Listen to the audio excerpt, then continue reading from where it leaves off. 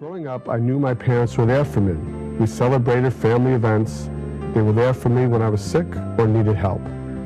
As me and my sister grew up, we knew we could count on our parents. We were so proud to be their children. Today, we are there for our parents, to share in the celebration of their grandchildren, or to be there when they are ill or need assistance. They can count on us. And now our parents look to us to take care of them. Hello, my name is Michael Welsker, and welcome to Always There. I'm your host. I'm an owner of an elder care agency called Always Best Care Senior Services. We provide non-medical in-home care and free assisted living placement. We have offices in Westboro and Sudbury. After this broadcast, if you have any questions regarding what we talk about here today, you can always reach me at alwaysthere@westborotv.org. So today we're going to talk about senior move management. And we have a senior move manager here whose name is Lori Nordman. And Lori, why don't you introduce yourself and tell us about what you do in your company? I'm Lori Nordman. I'm a senior move manager. We're celebrating our 5th year of moving elders and midlife people forward. And basically what we do is we're kind of a concierge service in that we'll do anything you need to make your move successful. We pack, we unpack, we space plan, we sell and donate the things you don't need, we ship things to your family and friends around the country. We stage your house for sale. We even clean your house to get it ready for its new owners. So basically whatever you need to make a successful transition is what we're going to do for you. Do you work with real estate agents? We do. We do. We tend to work with real estate agents, senior living communities, actually financial planners. We work with a lot of financial planners. Elder law attorneys too? Elder law attorneys, that's true. About half of our business is an older person making a downsize. About a quarter of our business is midlife transitions. And about a quarter of our business is handling estates for families. We help elder law attorneys, especially with the dispersal of estates. Just go into a little bit more detail about the estates part. The estates part, a lot of times families aren't in the area. And they may be wanting to get a home ready for sale, or they're working and they can't take all the time off. It can be really overwhelming. Just in general, the majority of our clients have been in their house between 35 and 50 years, sometimes even longer than that. And life is messy. Stuff piles up. And so they're not quite sure what to do with all of it. And in that way, we're kind of matchmakers. We help the family choose the things they want. We arrange for it to be shipped if that's what they need, moved if that's what they need, and then we handle the rest of it. We hardly ever use the D word for dumpster because most often there's someone who can use the things you don't need. We do sell things for families. We have found that people very rarely know where the value truly is in their house. And it might be that the old table in the basement is worth more than your dining room table, for example. So you work with appraisers, or you appraise yourself? You're appraisers. We're not appraisers, but we're selling things 52 weeks a year. We work with consignment shops and antique dealers and auctioneers. And so we have a pretty good sense of what's marketable, who to call. If we don't know the answer, who to call. You know, everyone loves the story of the painting at the back of the closet that's worth $28,000. Mm-hmm. We've had a couple of those. Oh, really? We love those stories. Not everybody has that story, but some people do. Now, when you sell it, do you get paid for doing that? Do you get a commission? How does that work? We get charged an hourly rate. We charge an hourly rate, rather. And we do that because if we're selling something for you and we're getting a commission, we always want to be able to act in your best interest. And so that's why we charge the hourly rate, because there's no bias on our part. We're finding the best venue for the sale for you, and not because we're getting a commission or a kickback from a particular dealer or something like that. That's not how we do business.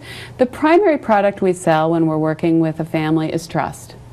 You can trust us to move your things safely. You can trust us to take care of getting you unpacked, moved in, making sure that you arrive with the right amount of furniture. The selling things, it's interesting because that's what most people want to talk about, and I can talk about it endlessly because I think it's so much fun finding treasures in people's houses. But what we primarily do is we know the answer, or if we don't know the answer, we know who to ask for things like, can I hang a chandelier in my new apartment? You know, really? Things like that. You know, even when you're moving into a new kitchen, maybe in your old kitchen you had everything flat. Well, it turns out when you're going to a smaller kitchen, we know that storing your plates vertically is going to make more sense in your cabinet. So things like that. So you go to the house where you're moving the furniture and the belongings, and then you go to the house where it's going. Yep. And you've done that before. You've gone there before you even start to move to go to the If other. that's what the client wants. Typically what we'll do is, if we're doing a full move, and we love to involve families. This is a very personal move for people. And we like to be a resource for families. It must be very stressful, especially for seniors. It can be very stressful. It can be very stressful. And so one of the things we usually do is we start with sorting with the client. What do you want to bring? What do you not want to bring? What's more valuable? We tell people, you keep your friends, you think about keeping your acquaintances, and you let go of your strangers. If you haven't used that orange juicer in 35 years, pretty sure you can let that go. Right. You're probably not going to need it. If they'd like, we can look at the new space with them. We measure the furniture that's most important to them, and we have full-size templates. So we can actually lay out the apartment for you, and you can walk around what your furniture will look like. And then you don't arrive with, you don't bring a 12-foot long dining room table for a living room that's 10 feet long. Right. You arrive with what you need and nothing more. For local moves, that's actually great, because what we can do is, small chairs and accent furniture. We can have the movers bring over the big pieces, and we can bring over the little tables as you need them. If we have the opportunity to overlap, so you don't have to move with everything. Because we belong to a national trade organization, another thing that's really great is there's move managers all over the country. And so if you're moving to Kansas City, we can contact a move manager that we probably met at the national conference and say, listen, I've got this gal coming in. Can you, these are the dimensions of her furniture, can you check how they'll fit in her new space? And they can unpack her on that end too. So do you also help people that aren't seniors move out of their houses? Absolutely. We do, like I said, about a quarter of our moves are midlife. Because any kind of downsize is overwhelming. And if you're still working, it's a lot of time and effort. And very often having someone in the house saying, all right, well, what are we going to do with these dressers? We prompt the discussions. Okay, you were going to ask your kids about this furniture. We consider ourselves the prime motivator of children, because if a parent says to a child, even a midlife parent says to a child, do you want this dresser? Very often they'll say, oh, no, I'm not. When they find out we're coming with the truck to take it away to sell it, the hands go up really quickly, and that they will actually speak their mind. Somehow we make it real that this is really happening. Right. So, yeah, midlife moves, they're challenging. Well, for me, I try to avoid moving as much as possible. To me, I'm stressed out as enough, and moving, especially putting everything together by myself, especially if you're a divorced parent. You're in charge of doing everything. Your kids don't want anything to do with it. You ask them to pack up bags or boxes, and they always box them incorrectly, and you got to go back and change them. I'm telling you, it's an art and a science to packing. It's so stressful. I can't tell you. You know what, though? But the thing is, we have the advantage of seeing people when they start and seeing them when they end, and we know it's going to end well. We know that when you start a move, you're thinking about the whole thing and everything you have to accomplish. And what we can do is say, all right, listen, let's go through the dining room, and everything you don't want, we're going to put on the table. And that's it, and they'll go through the drawers and they're like, well, I've never used these, I've never used this, I've never used that.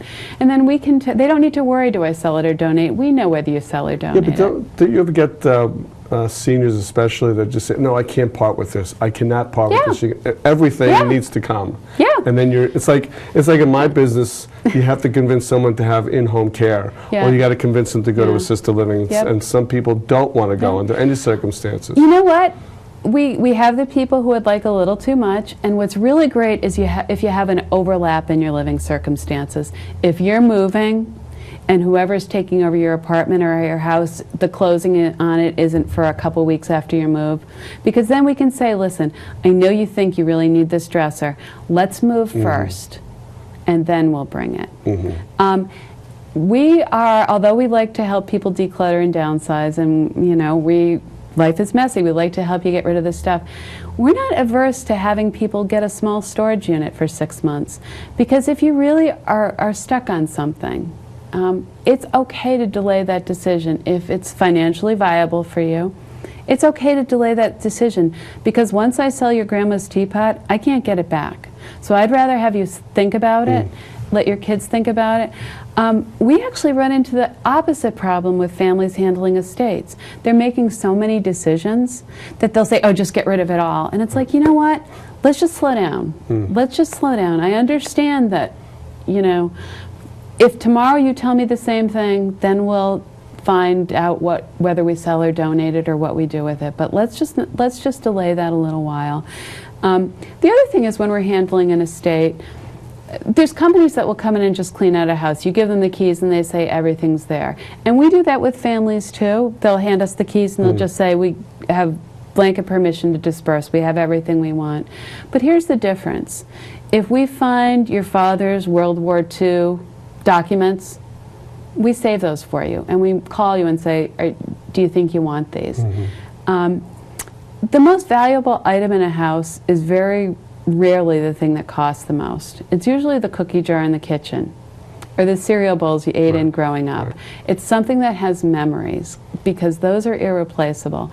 And so we will sort of talk to the family about, all right, I know you feel like you've filled boxes with lots of stuff, but what do you think about these? It's okay. You can always get rid of them later, but I can't get them back for you.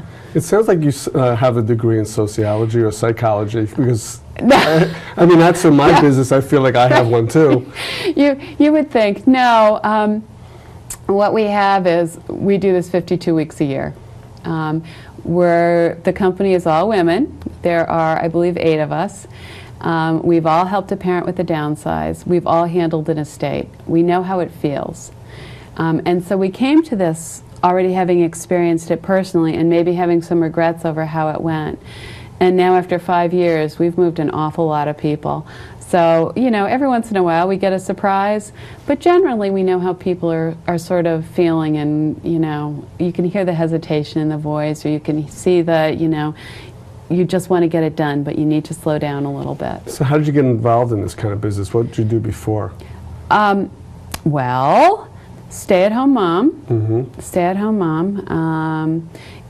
I will tell you, we go to the national conference, and usually it's 400 attendees, 400 to 450 attendees. If there's 400, I'd say there's probably 10 men who are involved in the business, maybe 15, and a few spouses, and the rest are all women. And let me tell you, we all have gray hair, or we're familiar with Miss Clairol, because for the most part, it is a lot of women at midlife. So the women that you have in your employ, are they part-time or are they full-time? Yep, no, we're part-time. All part-time. Because it's a fluid job. Sometimes we might be dealing with 6 clients, sometimes we're dealing with 1 or 2. Sometimes we have clients that they need 2 months of work before they can move, because that's the pace that they work best at, and we're fine with that. Sometimes we move people in 3 days. Have you ever dealt with a situation more than once, or at least once, that you didn't want to take the case? We have. And can you tell us? Well, you know what? Usually the people, this is the thing. It's a very personal service. You're working with people who are sort of seeing, everything in your life. And you should pick someone who you feel comfortable working with, who you feel like you can relate to.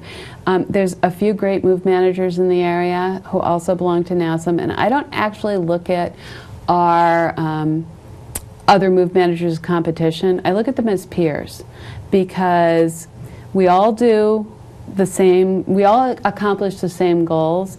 We might accomplish it differently. We might have different business models. We might have different policies. We might have different, and so move management is not one size fits all. And so sometimes we'll meet with a client and you can just tell that this is not going to be a good thing for them, or they're not ready. We can't make you move if you're not ready. The one thing we can't do is give you the desire to move forward. If you've got the desire, whether you may not be saying, I can't wait to move, but you may have made the decision. The decision is made and you're ready to move forward. We can make that happen for you, and we can do that on your schedule. What we can't do is make you have that desire. And so those moves are not very successful, and so if we feel like someone's not quite ready, we may say, you know, you may need to think about this a little more.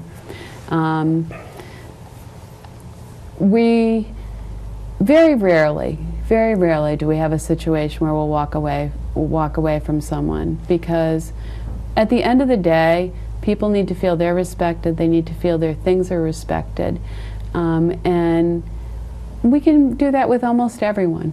Have you ever dealt with hoarders? Well, the short answer is yes, although I would never call them that. We're not psychologists. It's one of the most difficult situations to deal with. We have dealt with people who really have a hard time letting go. They have a lot of stuff and they have a hard time letting go. If they need to move, the understanding with the family is we cannot help your parent make a decision. What we can do is make sure when they move into their new place, they have an appropriate amount of stuff. And if they can't deal with the rest, we will pack it, we will organize it, and it will go to storage.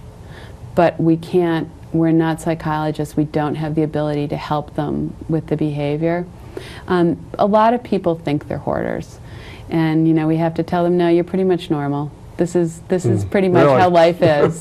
This is pretty much how life is, and that's okay. But we have had a couple situations where we did have people who they had sold the property and they had to be out. And so it was just sort of a, you know, we will work with you, but these are, you need to understand that this is what we can do for you. And they need to know that their stuff is not being taken away. That's not what we do. So tell us what exactly the step-by-step process is. How they call you, they get in touch with you, and then what's the next step? We go out and we talk to them about the move. We see where they are in the process. We do a written estimate in most cases. In some cases we can't. In a case where, for example, your kids have said, well, we're going to handle X, Y, and Z. We're not always sure that's going to happen. We've never had anyone not add services. Usually we wind up doing a little bit more than people originally think they'll ask us to do. We do a written estimate. We walk through, we talk through the process. If they decide to work with us, usually we start with sorting and organizing. And we pack as we go.